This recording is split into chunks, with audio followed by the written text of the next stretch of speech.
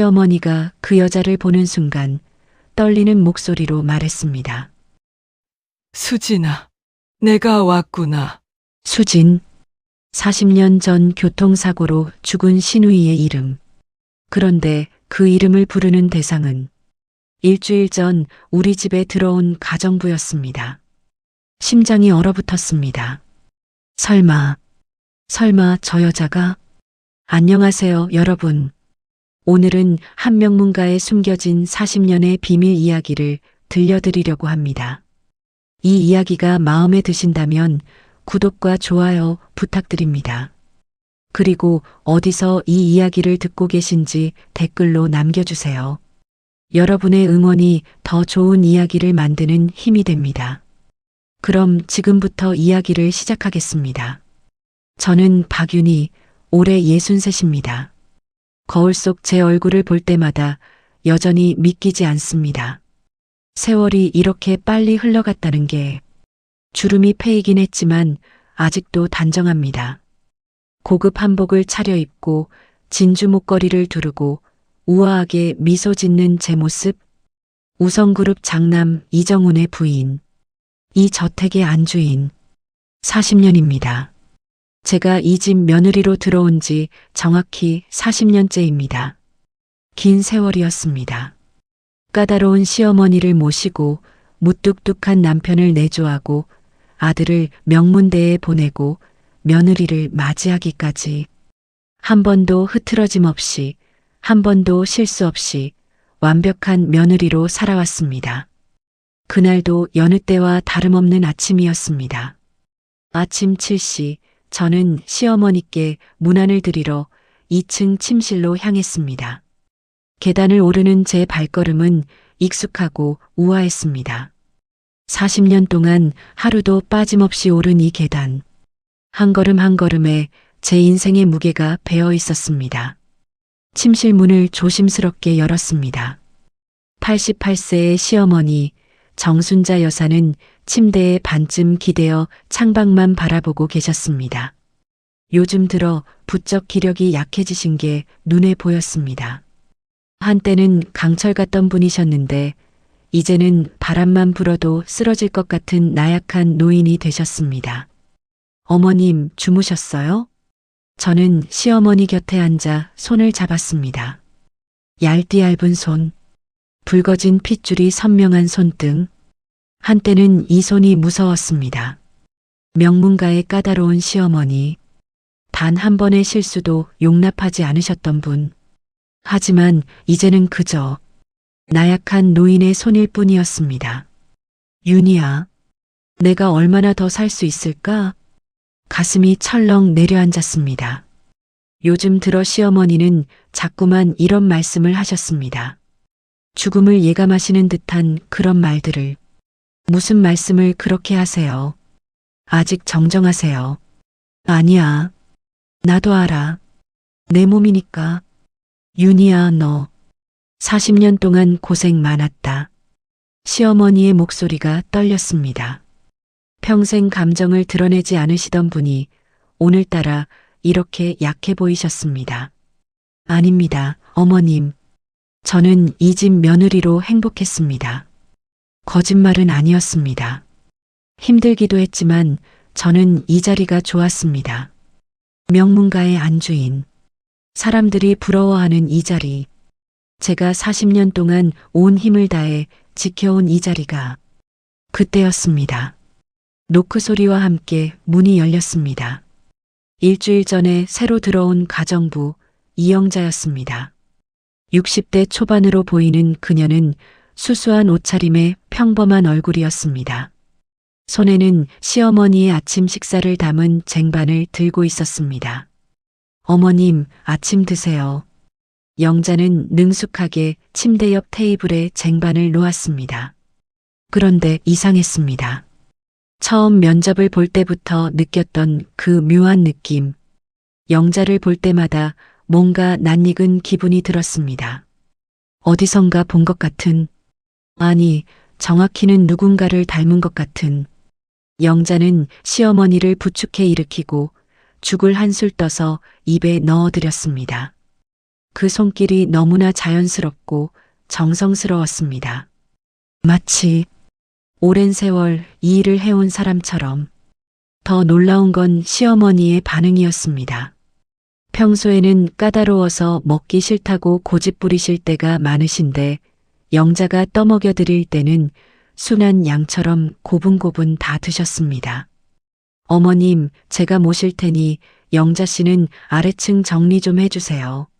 저는 영자에게 말했습니다. 왜인지 모르게 불안했습니다. 영자와 시어머니가 함께 있는 모습을 보는 게.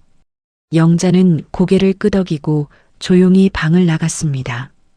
영자가 나간 뒤 시어머니가 중얼거렸습니다. 참 착한 사람이야. 우리 수진이 같아. 심장이 쿵 하고 내려앉았습니다. 수진, 정수진. 40년 전 교통사고로 죽은 신우이의 이름. 이 집안에서는 절대 입에 올려서는 안 되는 금기의 이름. 어머님 무슨 말씀을. 아니야. 나이 들어서 헛소리 하나 보다. 시어머니는 쓸쓸하게 웃으셨습니다. 하지만 그 눈빛은 뭔가를 그리워하는 듯 했습니다. 40년 전 잃어버린 딸을 그리워하는 어머니의 눈빛. 저는 가슴이 두근거렸습니다. 설마 그럴 리가. 그 영자가 혹시. 아니, 말도 안 됩니다. 수진이는 죽었습니다. 40년 전에 죽었습니다. 장례식도 치렀고 묘도 있습니다. 매년 제사도 지냅니다. 하지만 이상했습니다. 영자를 보면 볼수록 어딘가 닮은 구석이 있었습니다. 시어머니를 대하는 태도, 집안 구조를 아는 듯한 행동, 그리고 무엇보다 그 눈빛. 점심 무렵 저는 1층 거실에서 차를 마시며 창밖 정원을 바라보고 있었습니다. 넓은 정원 한가운데에는 백목련 나무가 서 있었습니다. 이 집에 온 지 40년, 저 나무도 그만큼 나이를 먹었습니다. 봄이면 하얀 꽃을 피우는 아름다운 나무. 그런데 이상한 광경이 눈에 들어왔습니다. 가정부 영자가 백목련 나무 아래에 서서 나무를 어루만지고 있었습니다. 그녀의 손이 나무 껍질을 쓰다듬고 마치 뭔가를 찾는 것처럼 더듬고 있었습니다. 뭘 하는 거지? 저는 테라스로 나가 영자에게 다가갔습니다. 영자 씨, 거기서 뭐 하세요? 영자는 깜짝 놀라 돌아봤습니다. 아, 사모님. 죄송합니다. 그냥 이 나무가 너무 예뻐서요. 이 백목련. 제가 어떻게 이게 백목련인지 알죠? 영자는 스스로도 당황한 표정을 지었습니다. 그냥 알 것 같았어요. 여기 서니까 묘한 불안감이 들었습니다. 영자 씨, 혹시 이 집에 와본 적 있으세요? 아니요, 전혀요. 근데 이상해요.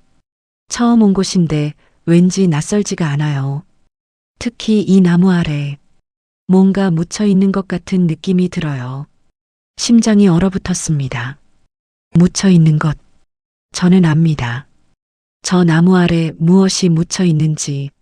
40년 전 신우이 수진과 저는 타임캡슐을 묻었습니다. 어린 소녀들의 꿈과 비밀이 담긴 작은 상자를 두 손으로 땅을 파고 웃으며 묻었던 그 기억. 언니, 우리 40년 뒤에 다시 파자. 그때 우리가 어떻게 변했는지 보는 거야. 수진의 밝은 목소리가 귓가에 쟁쟁했습니다. 하지만 수진은 그 40년을 채우지 못하고 죽었습니다. 아니, 죽었다고 알고 있었습니다. 사모님, 괜찮으세요? 영자의 목소리에 정신이 들었습니다. 저는 애써 미소를 지으며 말했습니다. 아, 네. 아무것도 안 묻혀 있어요. 그냥 나무예요. 정리일 계속하세요. 저녁 준비도 해야 하니까. 네, 알겠습니다. 영자는 고개를 끄덕이고 집 안으로 들어갔습니다. 저는 백목련 나무를 올려다봤습니다. 설마 영자가? 아니, 말도 안 됩니다. 수지는 죽었습니다. 40년 전에 확실히 죽었습니다. 하지만 가슴속 불안은 점점 커져갔습니다. 영자를 볼 때마다 느껴지는 그 기시감. 시어머니가 영자를 보며 보이는 이상한 반응. 그리고 백목련 나무 아래에서 뭔가 묻혀 있다던 그 말. 모든 게 너무나 우연치고는 기묘했습니다. 저는 다시 집 안으로 들어왔습니다. 2층 복도를 지나다 문득 시어머니 방문 앞에 멈춰 섰습니다. 문틈으로 시어머니의 목소리가 새어나왔습니다. 수진아, 정말 내가 돌아온 거니? 엄마가 널 알아볼 수 있을까? 온몸에 소름이 돋았습니다. 시어머니도 느끼고 계셨습니다. 영자가 보통 사람이 아니라는 것을. 저는 주먹을 꽉 쥐었습니다. 정말 만약에 영자가 수진이라면 그럼 어떻게 되는 걸까요? 우성그룹의 상속 구조가 달라집니다. 지금은 남편이 회장이고 제 아들 준호가 단독 상속자입니다. 하지만 만약 수진이 살아있다면 법적으로 수진도 상속 지분을 갖게 됩니다. 40년치 배당금까지 청구할 수 있습니다. 우리 가족의 재산이, 우리 아들의 미래가. 안 돼. 절대 안 돼. 저는 이불을 움켜쥐었습니다. 확인해야 해. 영자가 정말 누군지. 그날 밤 저는 잠들지 못하고 천장만 바라보았습니다. 옆에서는 남편이 코를 골며 자고 있었습니다. 아무것도 모르는 채로 창밖으로 보이는 백목련 나무가 달빛에 하얗게 빛나고 있었습니다. 마치 40년 전의 비밀을 지키고 있는 파수꾼처럼 저는 알고 있었습니다. 이제 곧 모든 것이 드러날 거라는 것을. 40년 동안 숨겨왔던 진실이, 조용했던 이 집안이, 완벽해 보였던 제 삶이 무너질지도 모른다는 것을. 그날 저녁 온 가족이 식탁에 모였습니다. 남편 이정훈, 아들 준호, 며느리 민지. 우성그룹은 남편이 물려받아 운영하고 있었고 아들 준호는 부회장으로 차근차근 승계를 준비 중이었습니다. 오늘 회사에서 큰 계약 따냈습니다, 아버지. 그래, 잘했다. 남편은 무뚝뚝하게 답했지만 흐뭇한 표정이 역력했습니다. 저는 조용히 밥을 먹으며 가족들을 바라보았습니다. 완벽한 가족, 명문가의 품격을 지키며 재산을 불려가며 사회적 지위를 유지하는 가족. 이것이 제가 40년 동안 지켜온 것이었습니다. 그때였습니다. 영자가 국그릇을 들고 식당으로 들어왔습니다. 더 필요하신 거 있으세요? 아니, 괜찮아요. 저는 고개를 저었습니다. 영자가 고개를 숙이고 나가려는 순간이었습니다. 달이 밝은데 꿈속에서 논이는 건지, 꿈속의 달인지 참으로 분간키 어렵네. 심장이 멎는 줄 알았습니다. 남편의 손에서 젓가락이 떨어졌습니다. 그 소리가 식탁의 정적 속에서 유난히 크게 울렸습니다. 뭐라고 했어요? 남편의 얼굴이 창백하게 질렸습니다. 네. 아, 죄송합니다. 그냥 입에서 나온 무슨 노래인지도 모르겠어요. 영자는 당황해했습니다. 하지만 저는 알고 있었습니다. 그 노래를. 춘몽. 신우이 수진이 가장 좋아하던 옛날 가요였습니다.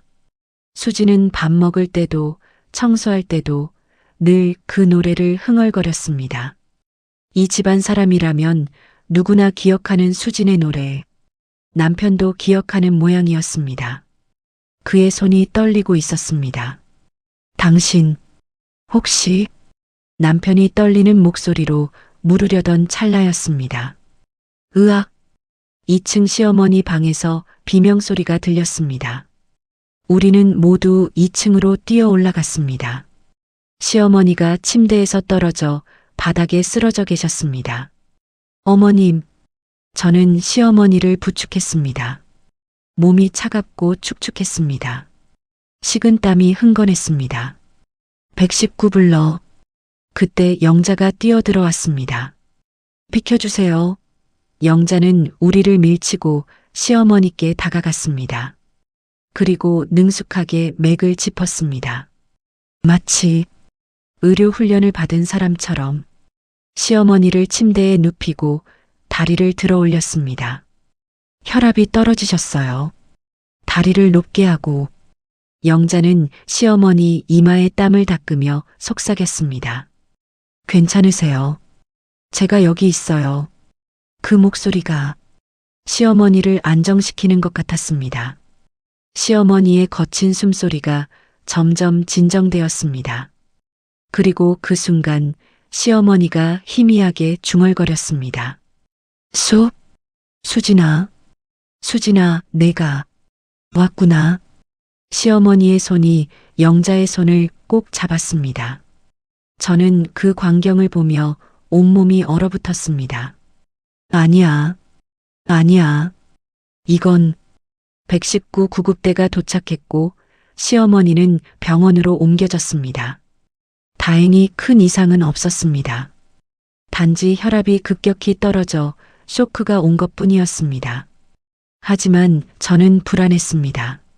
시어머니가 영자를 보며 수진이라고 부른 그 순간이 계속 머릿속을 맴돌았습니다. 밤 11시 남편과 저는 침실로 돌아왔습니다. 남편은 침대에 앉아 머리를 감싸 쥐고 있었습니다. 여보. 윤희야. 남편이 저를 쳐다봤습니다. 그 눈에는 혼란과 두려움이 가득했습니다. 저 여자, 영자 씨 말이야. 혹시 우리 수진이가 아닐까? 가슴이 철렁 내려앉았습니다. 무슨 소리예요? 수진이는 40년 전에 죽었잖아요. 그래, 알아. 근데 오늘 그 노래, 그리고 어머니를 대하는 태도, 왠지 우리 수진이 같았어. 남편의 목소리가 떨렸습니다. 저는 단호하게 말했습니다. 착각이에요. 그냥 우연이에요. 나이 비슷한 여자가 어머님께 친절하게 대하니까 그렇게 보이는 거예요. 그래야 하는데. 남편은 고개를 끄덕였지만 확신은 없어 보였습니다. 저는 잠들지 못하고 천장만 바라보았습니다. 만약 영자가 정말 수진이라면? 그럼 어떻게 되는 걸까요? 우성그룹의 상속 구조가 달라집니다. 지금은 남편이 회장이고 아들 준호가 단독 상속자입니다.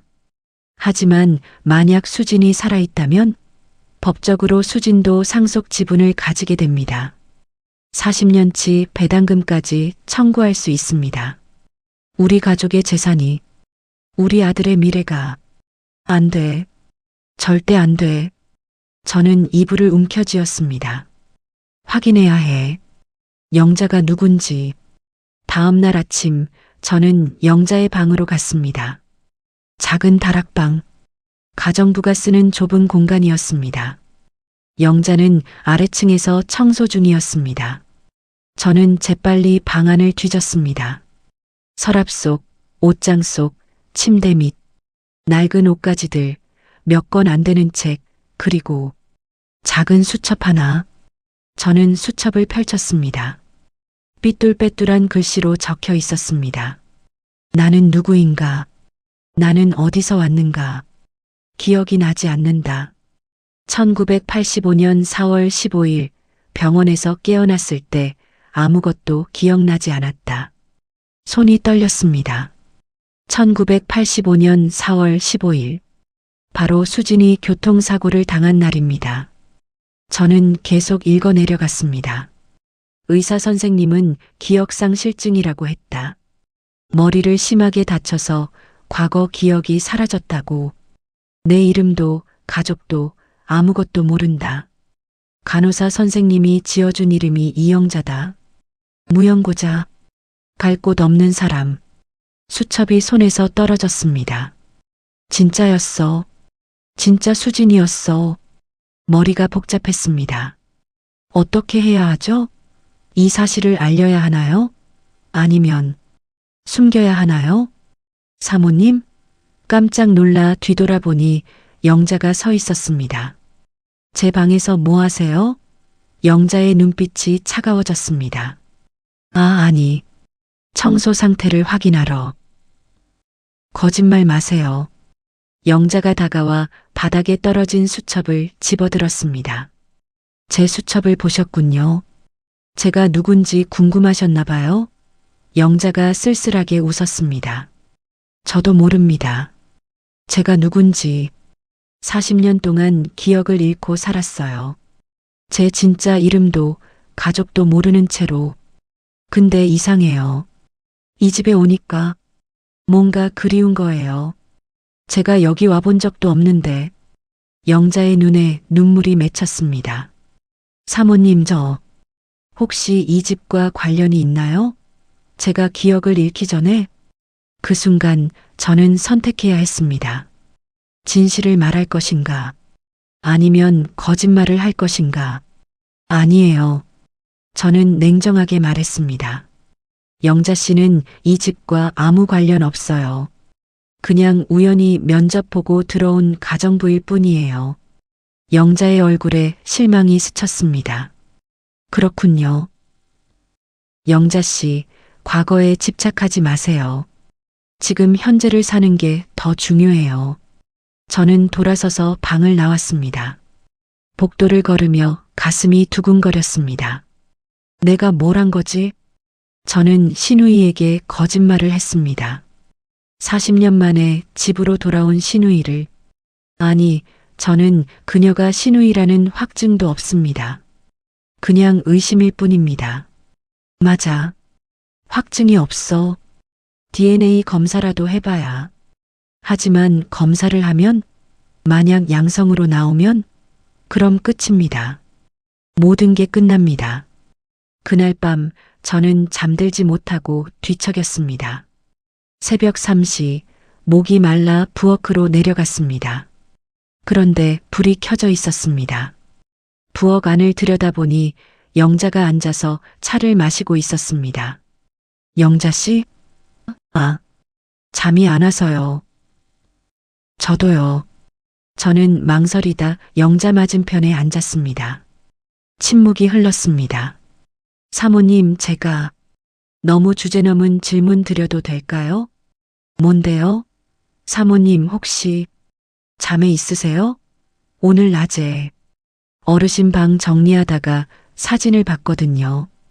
오래된 사진. 두 여자가 백목련 나무 아래 서 있는 사진이었어요. 한 명은 사모님 젊었을 때 같았고 다른 한 명은. 그만해요. 저는 목소리를 높였습니다. 남의 집 사진 함부로 보지 마세요. 죄송합니다. 영자는 고개를 숙였습니다. 다시 침묵. 저는 컵을 들었다 놓았다를 반복했습니다. 언니였어요. 제 입에서 말이 튀어나왔습니다. 네, 그 사진 속 사람. 제 시누이였어요. 남편의 여동생. 40년 전에 죽었어요. 교통사고로. 저는 쓸쓸하게 웃었습니다. 참 좋은 사람이었어요. 밝고 착하고 순수하고.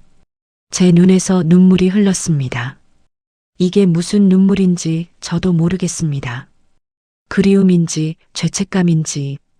많이 보고 싶으시겠어요? 네, 많이 보고 싶어요. 진심이었습니다. 정말로 수진이 보고 싶었습니다. 그 밝았던 웃음소리가 그리웠습니다. 하지만 동시에 두려웠습니다. 영자가 정말 수진이라면 제가 지켜온 이 모든 것이 무너질 것이라는 게. 저는 자리에서 일어났습니다.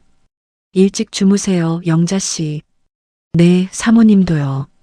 복도를 걸어 계단을 올라가는 동안 등 뒤에서 영자의 흐느끼는 소리가 들려왔습니다. 40년 동안 가족을 그리워했을 그 외로움이, 그 그리움이 느껴졌습니다. 저는 계단 중간에서 멈춰 섰습니다. 뒤돌아보고 싶었습니다. 내려가서 영자를 안아주고 싶었습니다. 당신이 수진이 맞아요. 우리 가족이에요라고 말해주고 싶었습니다. 하지만 할 수 없었습니다. 발을 돌려 2층으로 올라갔습니다. 침실로 들어가 문을 닫았습니다. 그리고 문에 등을 기대고 주저앉아 소리 없이 울었습니다. 창밖으로 백목련 나무가 달빛에 하얗게 빛나고 있었습니다. 40년 전 수진과 제가 타임캡슐을 묻으며 약속했던 그 나무. 40년 뒤에도 우리 행복하게 살자고 손가락 걸고 약속했던 그 나무. 하지만 지금 저는 행복하지 않았습니다. 완벽해 보이는 이 삶이 사실은 거짓말과 두려움 위에 세워진 것이라는 걸 깨닫고 있었습니다. 미안해, 수진아. 언니가 너무 비겁해. 영자의 수첩을 발견한 후 며칠이 지났습니다. 저는 영자를 멀리하려고 애썼습니다. 눈도 마주치지 않았고 말도 최소한으로만 했습니다. 하지만 운명은 제 뜻대로 흘러가지 않았습니다. 그날 새벽 4시 다급한 비명소리에 잠에서 깼습니다. 으악, 여보, 어머님이. 남편의 목소리였습니다. 저는 잠옷차림으로 시어머니 방으로 뛰어갔습니다. 시어머니가 침대에서 경련을 일으키고 계셨습니다. 온몸이 떨리고 입에서는 거품이 나오고 있었습니다. 119 불러요. 저는 소리쳤습니다. 남편이 떨리는 손으로 전화를 걸었습니다. 저는 시어머니를 붙잡으려 했지만 어떻게 해야 할지 몰랐습니다. 의료 지식이 전혀 없었습니다. 그때였습니다. 영자가 뛰어들어왔습니다. 잠옷차림에 머리도 풀어헤친 모습이었지만 그녀의 눈빛은 냉철했습니다. 영자는 저를 밀치고 시어머니께 다가갔습니다. 그리고 놀라울 정도로 침착하게 시어머니를 옆으로 눕혔습니다. 경련 중에는 옆으로 눕혀서 기도를 확보해야 해요. 혀를 깨물지 않게. 입안에 아무것도 넣으면 안 돼요. 영자는 시어머니의 머리를 받치고 부드럽게 몸을 고정시켰습니다. 그리고 시계를 보며 경련 시간을 재기 시작했습니다. 어떻게 그런 걸 아세요? 모르겠어요. 그냥 몸이 알아서 움직이는 것 같아요. 영자의 손길은 전문가처럼 능숙했습니다. 마치 수없이 이런 상황을 겪어본 사람처럼. 5분 후 시어머니의 경련이 멈췄습니다. 구급대가 도착했고 시어머니는 다시 병원으로 실려갔습니다. 시어머니는 중환자실에 입원하셨습니다. 의사 선생님은 심각한 표정으로 말했습니다. 뇌졸중입니다. 다행히 큰 혈관은 아니지만 연세가 연세인지라 지켜봐야 합니다. 24시간 간병이 필요합니다. 우리는 교대로 병실을 지켰습니다. 남편, 저, 아들 준호. 하지만 이상한 일이 벌어졌습니다. 우리가 곁에 있을 때는 시어머니의 상태가 불안정했습니다. 혈압이 오르내리고 맥박이 불규칙했습니다. 그런데 영자가 오면 달라졌습니다. 영자가 시어머니 손을 잡고 앉아 있으면 심전도 모니터의 선이 안정적으로 움직였습니다. 혈압도 정상으로 돌아왔습니다. 시어머니는 의식이 없는 상태였지만 영자의 목소리를 듣는 것 같았습니다. 어머니, 괜찮으세요? 제가 여기 있어요. 어머니 곁을 떠나지 않을게요. 그 목소리가 시어머니를 진정시켰습니다. 저는 병실 밖에서 그 광경을 지켜보았습니다. 영자의 뒷모습이 40년 전 신우이 수진의 뒷모습과 겹쳐 보였습니다. 의사 선생님이 제게 다가왔습니다. 보호자분, 저분이 환자분과 무슨 관계시죠? 환자 활력 징후가 저분이 계실 때만 안정적이네요. 가능하면 저분이 계속 곁에 계시는 게 좋겠습니다. 저는 할 말을 잃었습니다. 그냥 가정부라고 말해야 할까요? 아니면 시어머니의 딸이라고 말해야 할까요? 가족입니다. 제 입에서 말이 나왔습니다. 저희 가족이에요. 의사는 고개를 끄덕이고 갔습니다. 저는 그 자리에 서서 제가 한 말을 곱씹었습니다. 가족. 제가 영자를 가족이라고 불렀습니다. 그날부터 영자는 병실을 떠나지 않았습니다. 24시간 내내 시어머니 곁을 지켰습니다. 저는 영자를 도와야 했습니다. 제가 원하든 원하지 않든 영자 없이는 시어머니를 돌볼 수 없었으니까요. 어색했습니다. 며칠 전까지만 해도 저는 영자를 멀리했는데 이제는 좁은 병실에서 함께 시간을 보내야 했습니다. 처음 며칠은 거의 말을 하지 않았습니다. 영자는 시어머니를 닦아드리고 저는 물을 떠다 드렸습니다. 영자가 침대 시트를 갈면 저는 빨래를 가져갔습니다. 어느 날 저녁 영자가 시어머니께 몸을 닦아드리고 있었습니다. 저는 수건을 가져다 드리며 그 모습을 지켜봤습니다. 영자의 손길은 너무나 부드러웠습니다. 마치 친딸이 어머니를 돌보듯이. 어머니, 시원하시죠? 조금만 참으세요. 금방 끝날 거예요. 영자는 시어머니 팔을 닦으며 노래를 흥얼거렸습니다. 춘몽. 그 노래였습니다. 달이 밝은데 꿈속에서 논이는 건지 저도 모르게 따라 흥얼거렸습니다. 꿈속의 달인지 참으로 분간키 어렵네.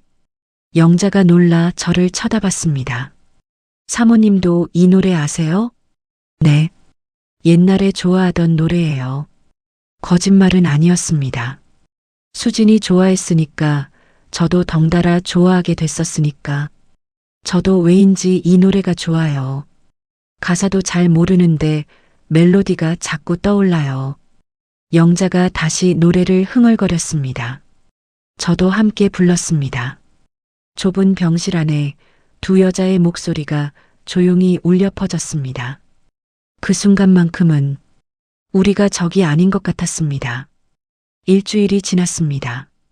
시어머니의 상태는 조금씩 나아지고 있었습니다. 의식은 아직 돌아오지 않았지만 생명에는 지장이 없다고 했습니다.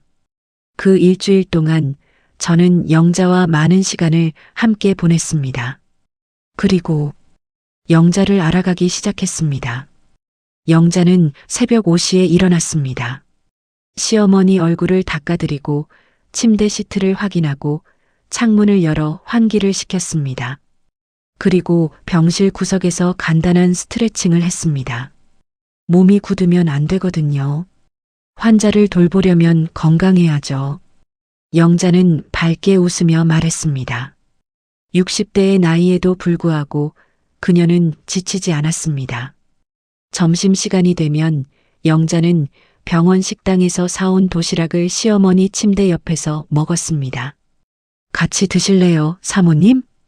영자가 제게 물었습니다. 처음에는 거절했습니다. 하지만 며칠 후 저도 영자 옆에 앉아 도시락을 먹기 시작했습니다.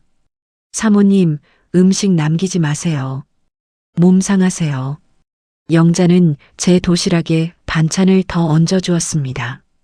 자기 것을 덜어서 저는 거부하지 못했습니다. 고맙습니다. 뭐가요? 가족인데요. 가족. 또 그 단어. 영자는 스스럼 없이 가족이라고 말했습니다. 본인도 모른 채로 자신이 정말 이 집 가족이라는 걸.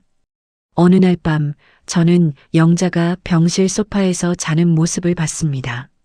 좁은 소파에 몸을 웅크리고 시어머니 손을 잡은 채로 잠들어 있었습니다. 얼마나 피곤했을까요?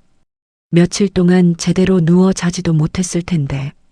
저는 제 가디건을 벗어 영자에게 덮어줬습니다. 영자는 잠꼬대를 했습니다. 엄마, 엄마 어디 갔어? 나 여기 있어. 가슴이 아팠습니다. 40년 동안 가족을 그리워하며 살았을 이 사람. 바로 코앞에 오빠가 있고 언니가 있는데 본인은 그것도 모른 채. 저는 영자의 머리를 쓰다듬었습니다. 마치 진짜 동생처럼. 미안해, 수진아. 언니가 비겁해서 작은 목소리로 속삭였습니다. 물론 영자는 듣지 못했습니다. 2주째 되던 날 남편이 병실에 왔습니다. 영자는 시어머니께 책을 읽어드리고 있었습니다. 의식이 없어도 목소리를 들으면 좋다고 의사가 말했기 때문입니다. 그리하여 공주는 오랜 잠에서 깨어났고 왕자와 함께 행복하게 살았답니다. 남편은 문 앞에서 그 모습을 지켜보고 있었습니다. 저는 남편 옆으로 다가갔습니다. 영자 씨가 정말 잘 돌봐드려요. 윤희야. 네, 저 목소리. 우리 수진이 목소리 같지 않아? 가슴이 철렁했습니다. 여보, 또 그러세요. 착각이라니까요. 아니야. 착각이 아니야. 남편이 저를 똑바로 쳐다봤습니다. 저 책 읽는 방식. 우리 수진이가 어렸을 때 어머니한테 책 읽어드리던 그 방식이야. 똑같아. 억양도 속도도. 남편의 눈에 눈물이 고였습니다. 윤희야, 나 미치는 것 같아. 저 사람 볼 때마다 우리 수진이가 보여. 40년 전 그 아이가. 저는 남편의 손을 잡았습니다. 여보, 만약에요. 만약에 정말 영자 씨가 수진이라면 어떻게 하실 거예요? 만약에 영자 씨가 기억을 잃은 수진이라면 어떻게 하실 거냐고요? 남편은 한참을 말이 없었습니다. 그리고 천천히 입을 열었습니다. 받아들여야지. 우리 가족이잖아. 40년 동안 못 찾아서 미안했는데.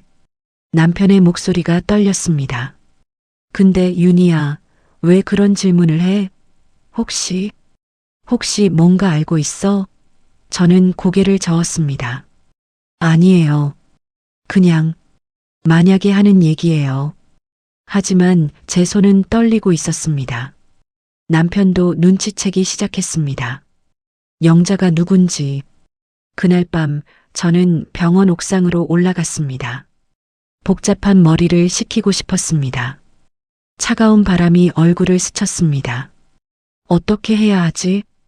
영자가 수진이라는 걸 이제는 거의 확신했습니다. 남편도 눈치채고 있었습니다. 시어머니는 이미 알고 계셨고 곧 모든 게 드러날 것입니다. DNA 검사를 하자는 말이 나올 것이고 진실이 밝혀질 것입니다. 그런데 지난 2주 동안 영자와 함께 지내면서 제 마음이 변하고 있었습니다. 영자는 좋은 사람이었습니다. 순수하고 착하고 따뜻했습니다. 40년 전 제가 알던 수진 그대로였습니다. 재산이 탐나서 온 게 아니었습니다. 가족을 그리워하며 무의식적으로 이 집을 찾아온 것뿐이었습니다. 사모님? 뒤에서 목소리가 들렸습니다. 영자였습니다. 여기 계셨네요. 걱정했어요. 영자가 제 옆에 섰습니다. 우리는 말없이 야경을 바라봤습니다. 사모님, 저 감사해요. 뭐가요? 저를 가족처럼 대해주셔서요. 평생 혼자 살았는데 이렇게 누군가와 함께 있는 게 좋아요. 영자가 수줍게 웃었습니다. 어머니가 깨어나시면 저 계속 여기 있어도 될까요? 가정부로라도요. 이 집이, 이 가족이 너무 좋아요. 가슴이 미어졌습니다. 영자 씨. 네, 고백하고 싶었습니다. 당신은 가정부가 아니에요. 이 집 딸이에요. 우리 가족이에요라고. 하지만 아직 할 수 없었습니다. 당연하죠. 당연히 계셔야죠. 그 말이 전부였습니다. 영자는 환하게 웃었습니다. 그 웃음이 40년 전 수진의 웃음과 똑같았습니다. 저는 고개를 돌려 하늘을 올려다봤습니다. 별이 총총했습니다. 수진아, 언니가 곧 용기를 낼게. 마음속으로 다짐했습니다. 하지만 그 곧이 언제일지는 저도 몰랐습니다. 병실로 돌아가는 길 영자가 제 손을 잡았습니다. 사모님, 손이 차가우세요. 제가 따뜻하게 해드릴게요. 영자의 따뜻한 손이 제 손을 감쌌습니다. 그 따스함이 40년 전 수진의 온기 같았습니다.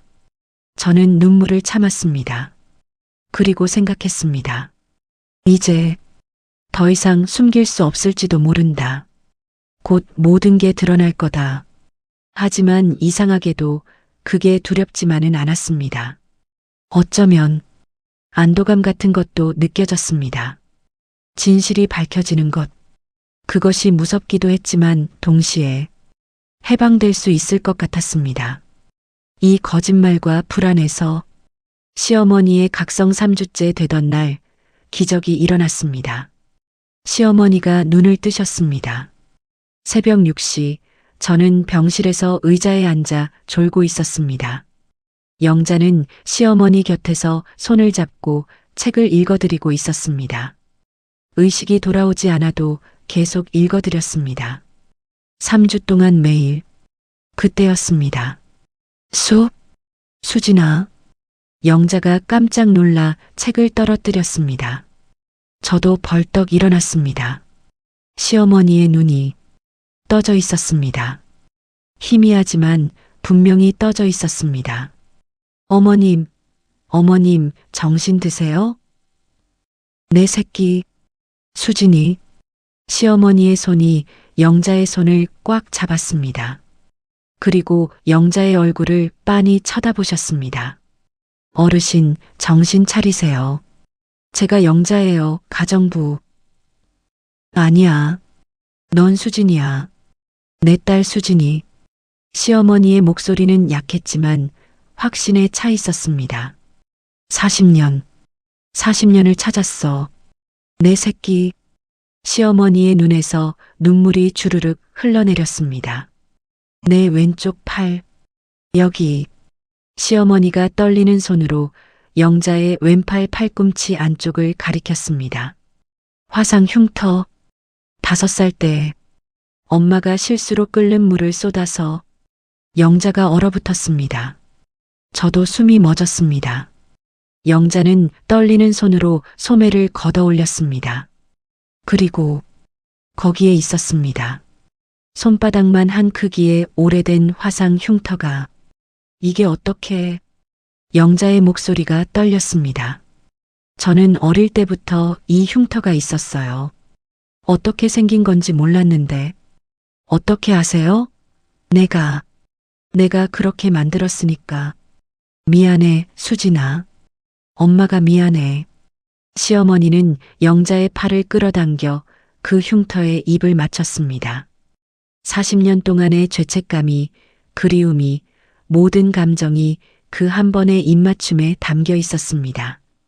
저는 벽에 기대서서 그 광경을 지켜봤습니다. 더 이상 숨길 수 없었습니다. 의사를 불렀습니다. 시어머니의 의식이 돌아온 것을 확인한 의사는 기적이라고 했습니다. 남편이 급히 병원으로 달려왔습니다. 시어머니는 남편을 보자마자 말했습니다. 정훈아, 수진이야. 영자 씨가 우리 수진이야. 남편의 얼굴이 창백해졌습니다. 그는 영자를 쳐다봤습니다. 영자는 혼란스러운 표정으로 서 있었습니다. 어머니, 무슨 말씀을. 화상 흉터 왼팔에 있어. 5살 때 내가 끓는 국을 쏟아서 생긴 거야.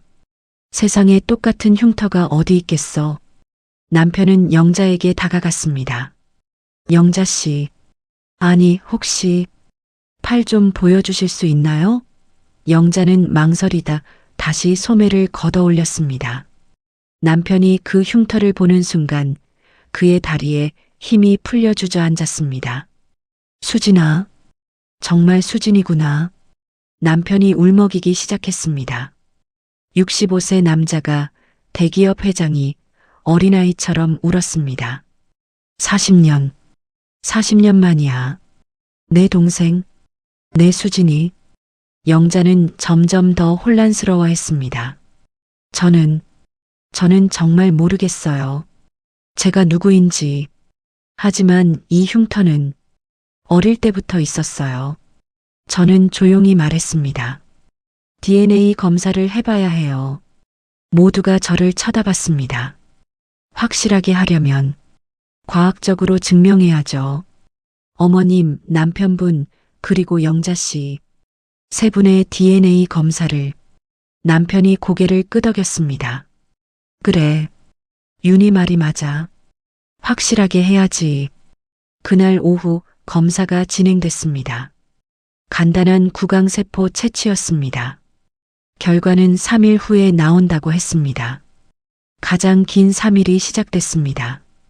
검사 결과를 기다리는 3일 동안 저택은 이상한 긴장감에 휩싸였습니다. 남편은 영자를, 아니, 수진일지도 모르는 그녀를 다르게 대하기 시작했습니다. 수진, 아니, 영자 씨, 편하게 앉으세요. 왜 구석에 서 계세요? 영자는 어색해했습니다. 저는 가정부니까요. 아니에요. 만약 당신이 정말 내 동생이라면 가정부가 아니라 이 집 주인이에요. 아들 준호는 불안해했습니다. 며칠 전 그는 저에게 조용히 물었습니다.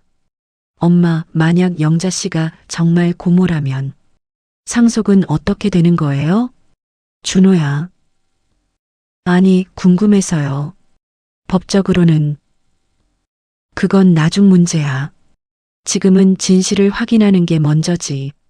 저는 아들을 타일렀지만 사실 저도 같은 걱정을 하고 있었습니다.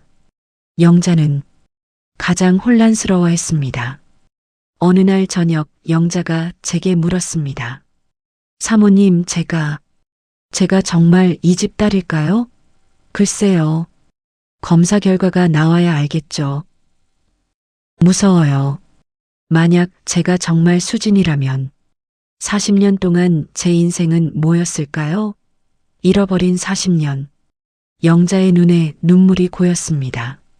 가족이 있었는데 몰랐다는 게 너무 슬퍼요. 저는 영자를 안아줬습니다. 괜찮아요. 이제 찾았잖아요. 그 순간 제 마음속에서 무언가가 확정됐습니다. 검사 결과가 어떻게 나오든 저는 영자를 받아들이기로. 3일 후 결과가 나왔습니다. 온 가족이 병원 상담실에 모였습니다. 시어머니는 휠체어에 앉아 계셨고 남편, 저, 준호, 그리고 영자 모두 긴장한 얼굴이었습니다. 의사가 봉투를 열었습니다. 검사 결과가 나왔습니다. 정적이 흘렀습니다. 심장 소리가 들린 것만 같았습니다. 이영자 씨와 정순자 여사 그리고 이정훈 회장님 사이의 혈연 관계를 확인했습니다. 의사가 잠시 멈췄습니다.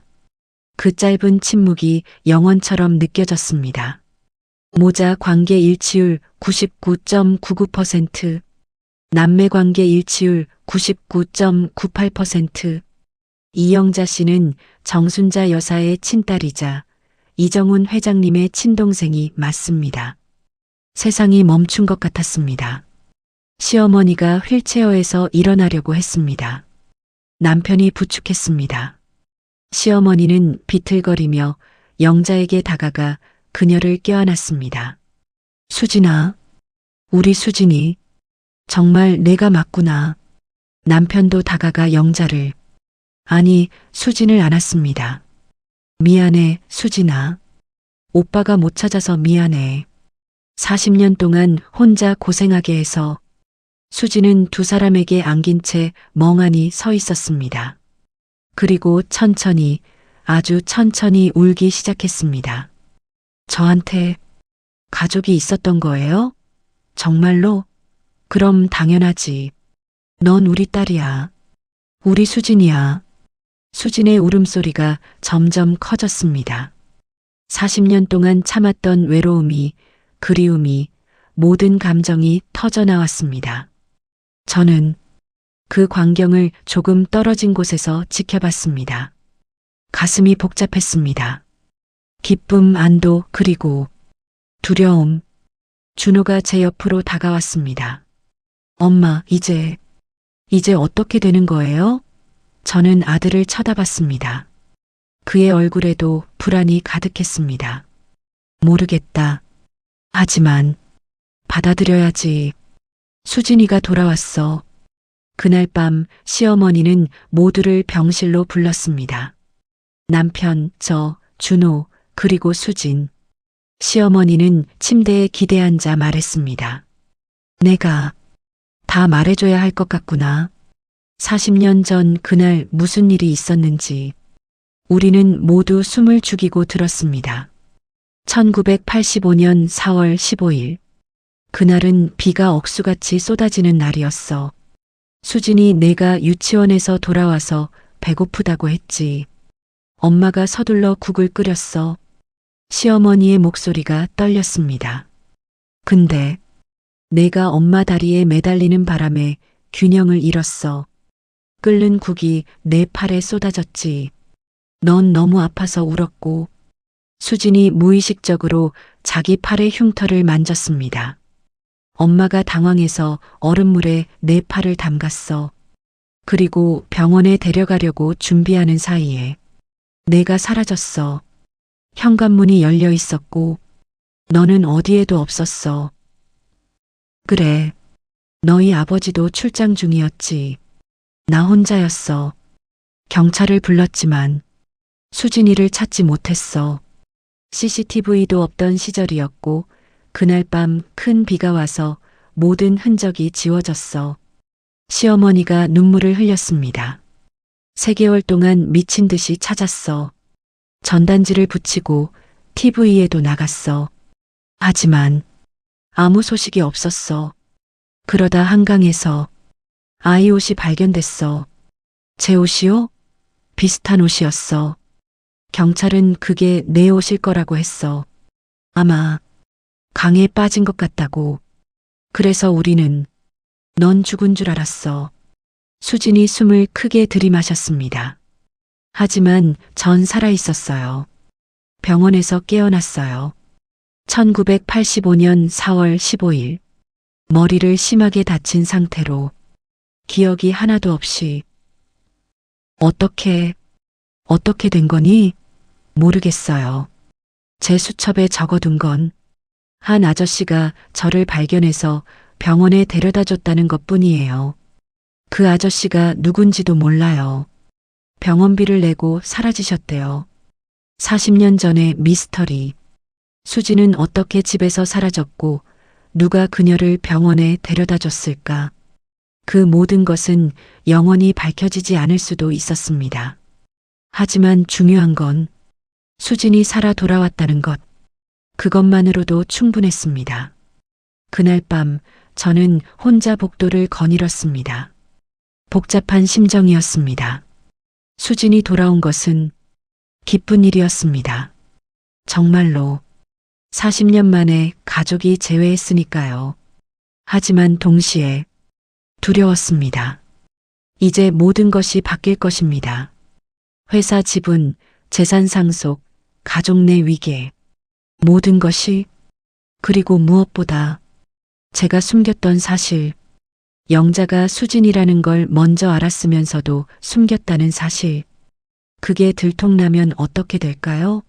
언니. 놀라서 돌아보니 수진이 서 있었습니다. 언니라고 불러도 되죠? 이제 우린 가족이니까요. 가슴이 뭉클했습니다. 그럼요. 당연하죠. 언니 고마워요. 그동안 저를 잘 대해주셔서. 죄책감이 밀려왔습니다. 아니에요. 저는 아무것도 아니에요.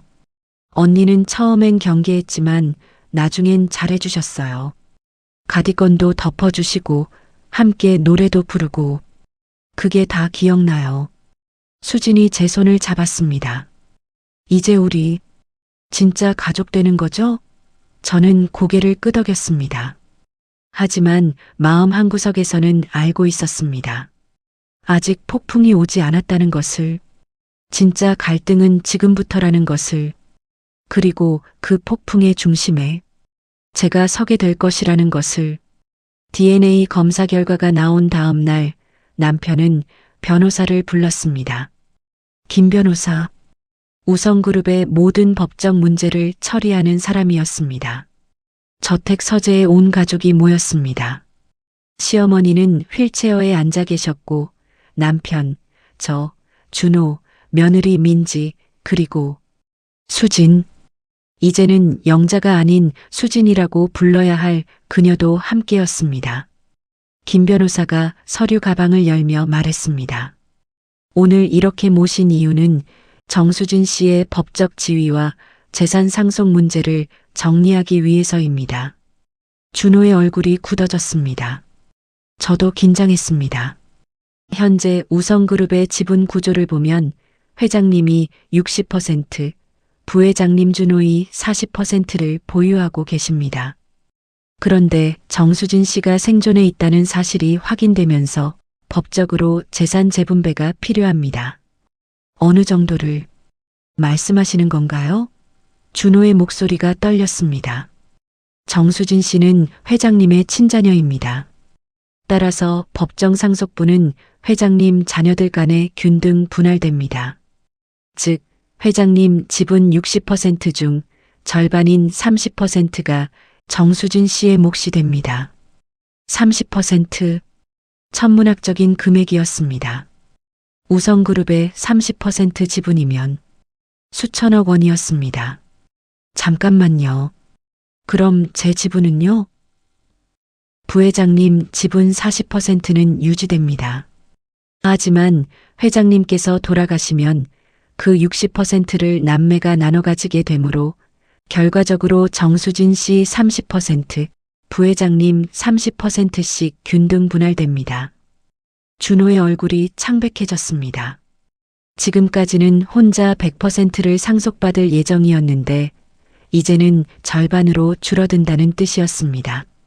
하지만 고모는 40년 동안 회사 경영에 참여하지 않았잖아요.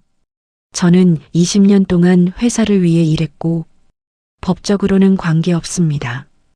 혈연이 중요합니다. 침묵이 흘렀습니다. 무겁고 불편한 침묵. 수진이 조용히 말했습니다. 저는 괜찮아요. 재산은 필요 없어요. 무슨 소리야, 수진아. 당연히 내 몫이야. 오빠, 전 40년 동안 가족도 모르고 살았어요. 이제 와서 재산을 달라고 하는 게 떳떳하지 않아요. 수진의 목소리는 진심이었습니다. 하지만 남편은 고개를 저었습니다. 아니야. 내가 받아야 해. 법적으로도 도덕적으로도 내 몫이야. 그 순간 준호가 벌떡 일어났습니다. 도덕적으로요? 40년 동안 어디 있었는지도 모르는 사람이 갑자기 나타나서 재산을 반으로 나누는 게 도덕적이라고요? 준호야, 입 조심해. 고모한테 그게 무슨 말이야. 준호가 비웃듯 웃었습니다. 고모, 일주일 전까지만 해도 가정부 아줌마였잖아요. 그런 사람이 갑자기 고모가 되고 회사 지분을 반 가져간다? 말이 돼요, 이게? 제가 소리쳤습니다. 하지만 준호는 멈추지 않았습니다. 솔직히 말해봐요, 고모. 정말 기억이 없어요? 아니면 거짓말하는 거예요? 이 집이 재벌이니까 기억상실증 흉내낸 거 아니에요? 뭐라고? 수진의 얼굴이 창백해졌습니다. DNA 검사? 요즘 세상에 조작 못하는 게 어디 있어요? 돈만 있으면 다 되는 세상인데. 정준호, 내가 지금 무슨 말을 하는 거야? 남편이 버럭 소리쳤습니다. 하지만 준호도 물러서지 않았습니다. 전 제 권리를 지키는 거예요. 제가 20년 동안 피땀 흘려 키운 회사를 어디서 굴러온지도 모르는 사람한테 빼앗길 수 없어요. 시어머니가 들고 계시던 찻잔을 바닥에 내던지셨습니다. 닥쳐, 입버릇 없는 놈아.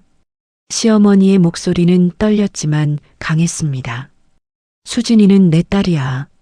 내 고모야. 40년 동안 헤맸던 우리 가족이라고. 어디서 굴러온 사람이라니 그게 무슨 개소리야. 입술을 깨물었습니다. 하지만 눈빛은 여전히 차가웠습니다. 며느리 민지가 준호의 팔을 잡으며 속삭였습니다. 여보, 그만해요. 할머니 화나시잖아. 하지만 준호는 팔을 뿌리쳤습니다. 엄마. 준호가 저를 쳐다봤습니다. 엄마는 어떻게 생각하세요? 정말 고모를 받아들일 거예요? 우리 가족 재산을 반으로 나눠줄 거예요? 모든 시선이 저에게 쏠렸습니다. 저는 할 말을 잃었습니다. 준호야, 수진이는 가족이야. 가족이면 다예요? 가족이라고 해서 40년 동안 우리가 쌓아 올린 걸 가져가도 돼요? 수진을 쳐다봤습니다. 그녀는 의자에 앉아 고개를 숙이고 있었습니다. 눈물이 뚝뚝 떨어지고 있었습니다. 미안해요. 제가 오지 말았어야 했나 봐요. 수진이 일어나려고 했습니다. 남편이 그녀를 붙잡았습니다. 어디 가려고? 앉아, 수진아. 넌 아무 잘못 없어. 남편이 준호를 노려봤습니다. 준호야, 내가 이해 못하는 건 알아. 하지만 수진이는 내 동생이야. 40년 동안 잃어버렸던 내 가족이라고. 돈보다 회사보다 그게 더 중요해. 아버지한테야 그렇겠죠. 하지만 전 달라요. 전 제 인생을 회사에 걸었어요. 그런데 이제 와서 모든 걸 나눠 가지라고요? 저를 다시 쳐다봤습니다. 엄마, 정말 괜찮으세요? 우리 가족이 이렇게 무너져도? 그 질문이 제 가슴을 찔렀습니다. 그때였습니다. 준호가 뭔가 생각난 듯 말했습니다. 그런데 이상하네요. 엄마는 처음부터 고모가 누군지 알고 있었던 거 아니에요? 뭐? 무슨 소리니? 이 집에 온 게 언제예요? 한 달 전이죠? 그런데 DNA 검사는 일주일 전에 했잖아요. 그 3주 동안 엄마는 눈치채지 못했어요? 준호의 눈빛이 날카로워졌습니다. 할머니는 처음부터 고모를 알아보셨어요. 아버지도 의심했고요. 근데 엄마만 이상하게 아무 말 안 했어요. 왜죠? 그건 혹시 알고 있었던 거 아니에요? 고모가 누군지. 근데 일부러 숨긴 거죠? 저를 쳐다봤습니다. 수진도 시어머니도 저를 쳐다봤습니다. 아니야, 준호야. 엄마는 고모방 뒤졌잖아요, 엄마. 온몸이 얼어붙었습니다. 제가 봤어요. 2주 전쯤 엄마가 고모 다락방에서 나오는 거, 손에 수첩 같은 거 들고 계셨잖아요. 들켰습니다. 완전히. 남편이 천천히 일어섰습니다. 윤희야, 그게 사실이야? 저는 고개를 숙였습니다. 수진이 수첩을 봤어? 거기에 뭐라고 적혀 있었는데? 1985년 4월 15일. 기억상실증. 이영자라는 이름. 목소리가 떨렸습니다. 그럼 넌 그때 알았다는 거야? 영자 씨가 우리 수진이라는 걸. 고개를 끄덕일 수밖에 없었습니다. 남편이 의자를 발로 찼습니다. 왜 말하지 않았어?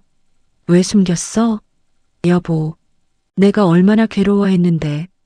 영자 씨를 볼 때마다 수진이가 생각나서 미칠 것 같았다고. 근데 당신은 알고 있었으면서 왜 말 안 했어? 목소리가 갈라졌습니다.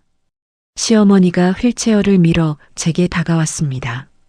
윤희야, 내가 정말. 목소리는 떨렸습니다. 믿고 싶지 않다는 듯이. 죄송합니다, 어머님. 왜 숨겼어? 수진이가 돌아온 걸 알았으면서 왜? 저는 대답할 수 없었습니다.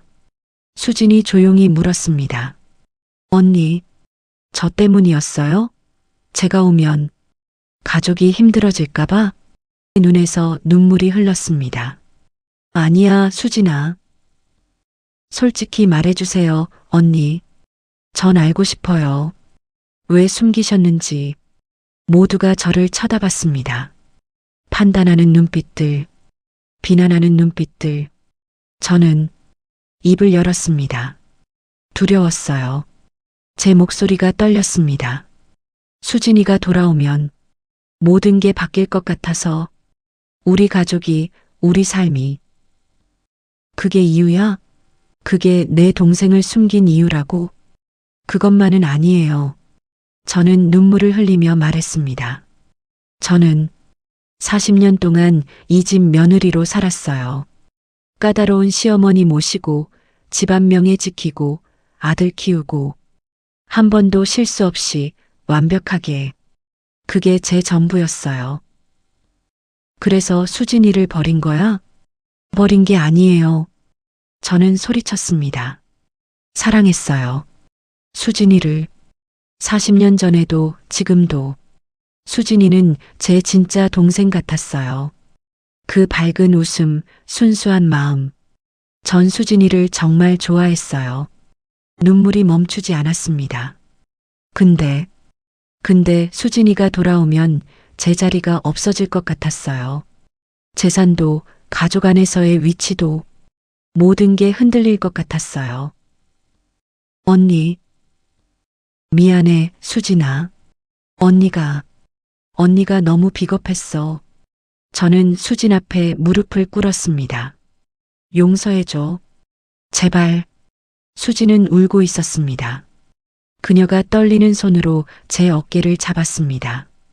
언니, 전 언니를 원망하지 않아요. 언니 마음 이해해요. 저도 무서웠을 거예요. 갑자기 나타난 사람 때문에 40년 동안 지켜온 게 무너진다면. 수진이 저를 일으켰습니다. 그리고 안아줬습니다. 하지만 언니, 전 재산이 필요 없어요. 회사 지분도 필요 없어요. 전 그냥 가족이 있다는 게 좋아요. 그것만으로 충분해요. 수진의 말에 가슴이 무너졌습니다. 이렇게 순수한 사람을, 이렇게 착한 사람을 저는 의심하고 숨기고 내쫓으려 했습니다. 준호가 비웃듯 말했습니다. 감동적이네요. 정말. 근데 고모, 현실을 봐요. 재산이 필요 없다고요? 그럼 뭐하러 여기 있어요? 준호야. 전 안 속아요. 사람은 다 욕심이 있어요. 고모도 마찬가지일 거예요. 지금은 착한 척하지만 나중에 돌변할 거라고요. 남편이 준호에게 다가갔습니다. 그리고 남편의 손바닥이 준호의 뺨을 쳤습니다. 정신 차려, 정준호. 내가 지금 누구한테 그런 말을 하는 거야? 준호의 뺨이 빨갛게 부어올랐습니다. 그는 뺨을 감싸며 아버지를 쳐다봤습니다. 아버지는 고모 편만 드시는 거예요? 저는요? 전 아들이잖아요. 그래, 넌 내 아들이야. 하지만 수진이는 내 동생이야. 40년 만에 찾은 내 가족이라고. 준호가 웃었습니다. 알겠어요. 이 집에서 전 필요 없는 거네요. 준호가 돌아서서 나가려 했습니다. 준호야. 제가 불렀습니다. 어딜 가려고?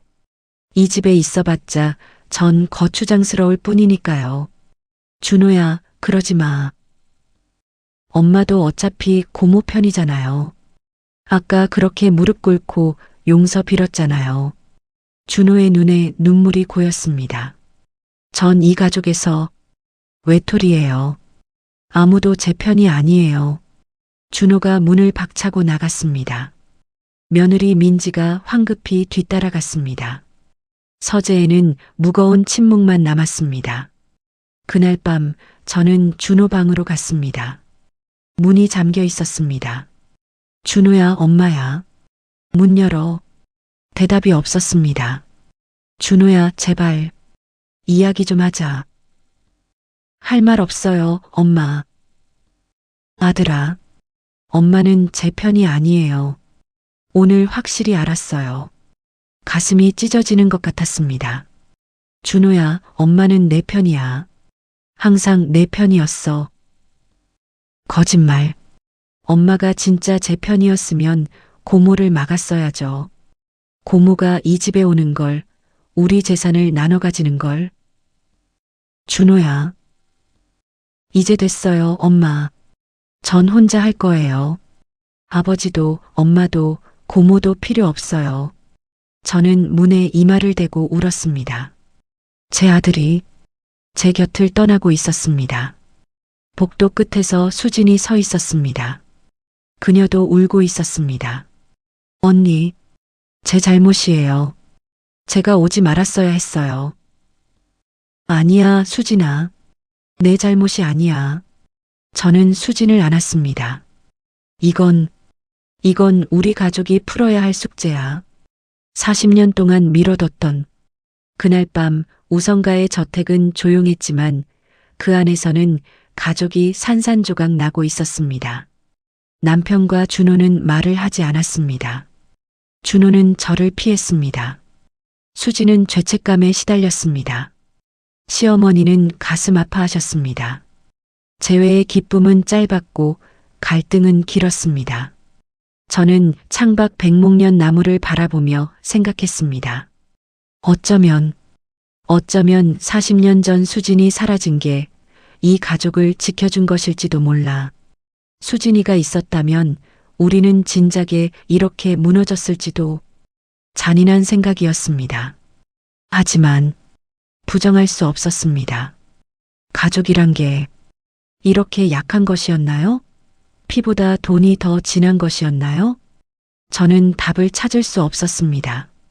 준호가 집을 떠난 지 3일이 지났습니다. 그는 며느리 민지와 함께 호텔로 갔고 전화도 받지 않았습니다. 저택은 텅 빈 것처럼 조용했습니다. 남편은 서재에 틀어박혀 나오지 않았고 시어머니는 건강이 악화되어 다시 침대에 누워 계셨습니다. 수지는 자기 방에서 나오지 않았습니다. 저는 매일 준호의 빈방 앞을 서성였습니다. 내가 뭘 잘못한 걸까? 아들을 지키려 했던 건데 아들을 잃었습니다. 수진을 받아들이려 했던 건데 가족 전체를 잃었습니다. 어느 날 아침 수진이 짐을 싸서 내려왔습니다. 언니, 저 떠나려고요. 뭐? 이 집에 있으면 모두가 불행해요. 준호도 떠났고 오빠도 고통스러워하고 어머니 건강도 나빠지고 다 제 탓이에요. 수진의 눈에 눈물이 가득했습니다.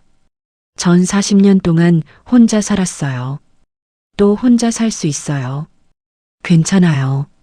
수진아, 오빠한테 전해주세요. 고맙다고. 저를 찾아줘서. 그리고 미안하다고. 제가 돌아와서 모두가 힘들어졌다고. 수진이 현관으로 향했습니다. 저는 그녀를 막아야 했습니다. 막고 싶었습니다. 하지만 입이 떨어지지 않았습니다. 수진의 손이 문손잡이에 닿았을 때 시어머니의 목소리가 들렸습니다. 수진아, 가지마. 2층 계단 위에 시어머니가 서 계셨습니다. 휠체어도 없이 벽을 짚고 간신히 서 계셨습니다. 제발 또 떠나지 마. 엄마가 40년 동안 찾았어. 이제 찾았는데 또 보내라고? 시어머니의 다리가 후들거렸습니다. 남편이 급히 달려가 어머니를 부축했습니다. 가지마. 우리가 잘못했어. 내 탓이 아니야. 수지는 문손잡이에서 손을 떼었습니다. 그리고 무너지듯 주저앉아 울었습니다. 전 그냥 가족이 있었으면 좋겠어요. 그것만 원했어요. 저는 수진에게 다가가 그녀를 안았습니다. 미안해, 수진아. 언니가 미안해. 그날 밤 저는 잠들 수 없었습니다. 창밖으로 백목련 나무가 보였습니다. 달빛에 하얗게 빛나고 있었습니다. 40년 전 수진과 제가 그 나무 아래 타임캡슐을 묻었던 기억이 떠올랐습니다. 언니, 우리 40년 뒤에 파자. 그때 우리가 어떻게 됐는지 보는 거야. 저는 침대에서 일어났습니다. 시계는 새벽 2시를 가리키고 있었습니다. 저는 정원으로 내려갔습니다. 백목련 나무 앞에 섰습니다. 정확히 어디였더라? 기억을 더듬었습니다. 나무에서 서쪽으로 2미터, 큰 돌력. 저는 창고에서 삽을 가져왔습니다. 그리고 땅을 파기 시작했습니다. 한 삽, 두 삽. 흙이 파여졌습니다. 손에 물집이 잡혔습니다. 하지만 멈출 수 없었습니다. 30분쯤 지났을까요? 딱딱한 무언가가 삽에 걸렸습니다. 작은 금속 상자였습니다. 녹이 슬고 흙투성이었지만 분명 그것이었습니다. 저는 떨리는 손으로 상자를 꺼냈습니다.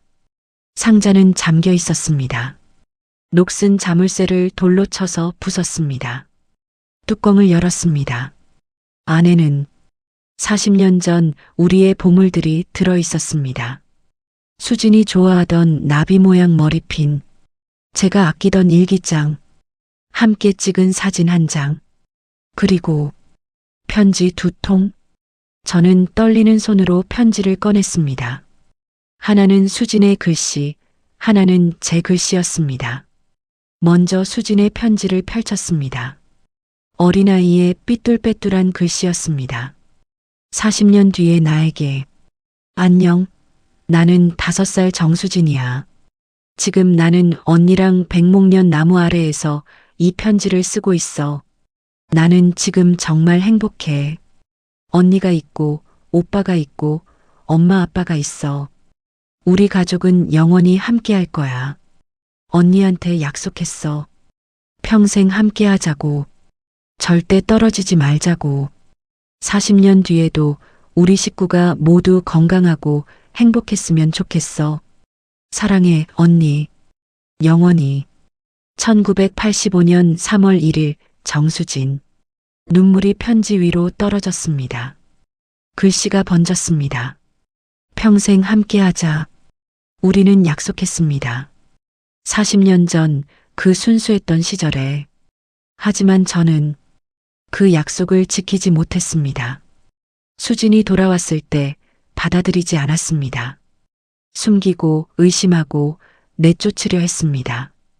저는 제 편지도 펼쳤습니다. 40년 뒤에 나에게 곧 이 집 며느리가 될 거야. 수진이는 내 진짜 동생 같아. 이렇게 밝고 순수한 아이를 본 적이 없어. 나는 수진이를 평생 지켜줄 거야. 언니니까. 40년 뒤 우리가 이 편지를 읽을 때 우리는 여전히 자매처럼 지내고 있을 거야. 서로 의지하고 사랑하면서. 수진아, 언니가 약속할게. 평생 내 편이 될게. 1985년 3월 1일 박윤희. 평생 내 편이 될게. 저는 거짓말쟁이였습니다. 저는 편지를 가슴에 안고 주저앉았습니다. 그리고 울었습니다. 40년 동안 무엇이 달라진 걸까요? 수진을 진심으로 사랑했습니다. 지켜주고 싶었습니다. 하지만 63세 저는 달라져 있었습니다. 욕심이 생겼습니다. 두려움이 생겼습니다. 지켜야 할 것들이 너무 많아졌습니다. 그리고 정작 중요한 것을 잃어버렸습니다. 가족, 사랑, 약속, 언니. 뒤에서 목소리가 들렸습니다. 수진이었습니다. 언니, 여기서 뭐 하세요? 밤인데. 저는 돌아보지 못했습니다. 부끄러웠습니다. 수진이 제 옆에 앉았습니다. 그리고 제 손에 든 편지를 봤습니다. 이게 뭐예요? 타임캡슐. 40년 전에 우리가 묻은. 수진은 편지를 집어들었습니다. 자신이 쓴 편지를. 그리고 천천히 읽기 시작했습니다. 어둠 속에서도 달빛으로 글씨를 읽을 수 있었습니다. 수진의 손이 떨렸습니다. 이게 제가 쓴 거예요? 응. 저는 기억이 안 나요. 하지만 수진이 편지를 가슴에 안았습니다. 가슴이 따뜻해져요. 이 편지를 보니 뭔가 그리운 느낌이. 수진이 울기 시작했습니다. 미안해, 수진아. 저는 수진을 안았습니다. 언니가 약속을 못 지켰어. 평생 내 편이 되겠다고 했는데 못 지켰어. 언니, 수진아, 언니 용서해 줄 수 있어? 너를 의심하고 숨기고 밀어낸 언니를. 수진은 한참을 말이 없었습니다. 그러다 천천히 입을 열었습니다. 언니, 전 40년 동안 외로웠어요. 가족이 누군지 몰랐어요. 제가 어디서 왔는지, 누구인지. 수진의 목소리가 떨렸습니다. 근데 이 편지를 보니 전 사랑받는 사람이었구나. 15살의 전 행복했구나. 그게 느껴져요. 수진이 저를 쳐다봤습니다. 언니, 과거는 바꿀 수 없어요. 언니가 숨긴 것도, 제가 잃어버린 40년도. 근데 지금부터는 바꿀 수 있잖아요. 수진아, 다시 시작해요, 언니. 우리 다시 자매가 돼요. 40년 전처럼. 저는 수진을 꽉 안았습니다. 그리고 울었습니다. 40년 동안 쌓였던 모든 것들이 무너져 내렸습니다. 다음 날 아침 저는 남편과 시어머니를 백목련 나무 아래로 불렀습니다. 수진도 함께였습니다. 타임캡슐 상자를 보여드렸습니다. 이게 그때 그거야? 수진이랑 묻었던. 네. 어젯밤에 파냈어요. 시어머니가 상자 안의 물건들을 보셨습니다. 나비 머리핀을 집으며 우셨습니다. 수진이가 이거 너무 좋아했었지. 저는 편지를 꺼내 남편에게 드렸습니다.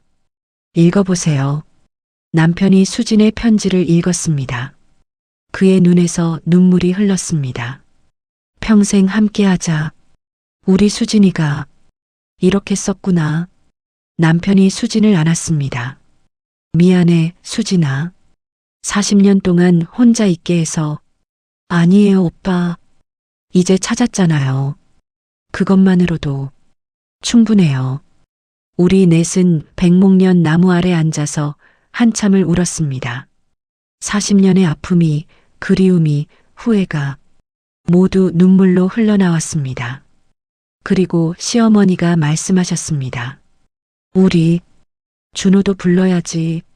저 아이도 우리 가족이잖아. 하지만 어머님, 준호는 화났을 거야. 당연히.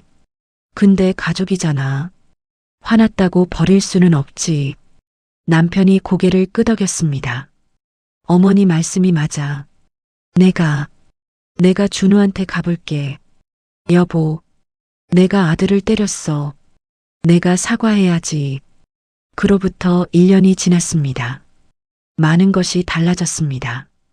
준호는 다시 집으로 돌아왔습니다. 아버지와 긴 대화를 나눈 뒤였습니다. 처음에는 어색했습니다.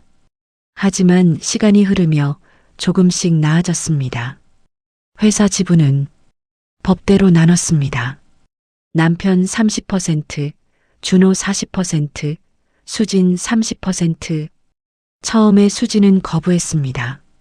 하지만 남편이 설득했습니다. 수진아, 이건 내 권리야. 당당하게 받아. 수진은 자신의 지분으로 복지재단을 만들었습니다. 희망나눔재단. 기억상실증 환자와 무연고자를 돕는 재단이었습니다. 제가 40년 동안 받았던 외로움을 다른 사람은 겪지 않았으면 좋겠어요. 수진의 말이었습니다. 저는 봉사활동을 시작했습니다. 수진의 재단에서. 처음에는 서툴렀습니다. 평생 명문가 안주인으로만 살았으니까요. 하지만 배웠습니다. 남을 돕는 기쁨을. 시어머니는 기적적으로 회복하셨습니다. 의사들도 놀랄 정도였습니다. 딸을 찾았으니까 더 살아야죠. 시어머니는 웃으며 말씀하셨습니다. 오늘은 일요일입니다. 우리 가족은 매주 일요일 함께 식사를 합니다. 저택 식당에 온 가족이 모였습니다. 시어머니, 남편, 저, 준호, 며느리 민지, 그리고 수진. 테이블 위에는 음식이 가득했습니다. 수진이 만든 음식들이었습니다. 고모, 이거 정말 맛있어요. 비법이 뭐예요? 비법은 사랑이지. 가족을 위해 만들었으니까. 다들 웃었습니다. 따뜻한 웃음이었습니다. 남편이 잔을 들었습니다. 우리 가족을 위해 건배. 40년 만에 완전해진 우리 가족. 건배. 우리는 잔을 부딪혔습니다. 식사 후 저와 수지는 정원으로 나갔습니다. 백목련 나무 앞에 섰습니다. 봄이었습니다. 백목련 꽃이 만개에 있었습니다. 언니 예쁘죠? 응, 정말 예쁘다. 언니 고마워요. 저를 받아줘서. 아니야, 수진아. 언니가 고마워. 언니를 용서해줘서. 수진이 제 손을 잡았습니다. 언니, 우리 40년 전 약속 지킨 거죠? 응. 평생 함께 하자고 했잖아요. 늦었지만 이제 함께잖아요. 저는 미소 지었습니다. 그래. 이제 시작이야. 우리의 평생이. 백목련 꽃잎이 바람에 날렸습니다. 하얗고 순수한 꽃잎들이 우리를 축복하듯 내려왔습니다. 그 순간 저는 깨달았습니다. 진짜 가족은 피로 연결된 게 아니라는 것을, 용서와 사랑으로 연결된다는 것을. 40년이 걸렸지만 우리는 마침내 진짜 가족이 되었습니다.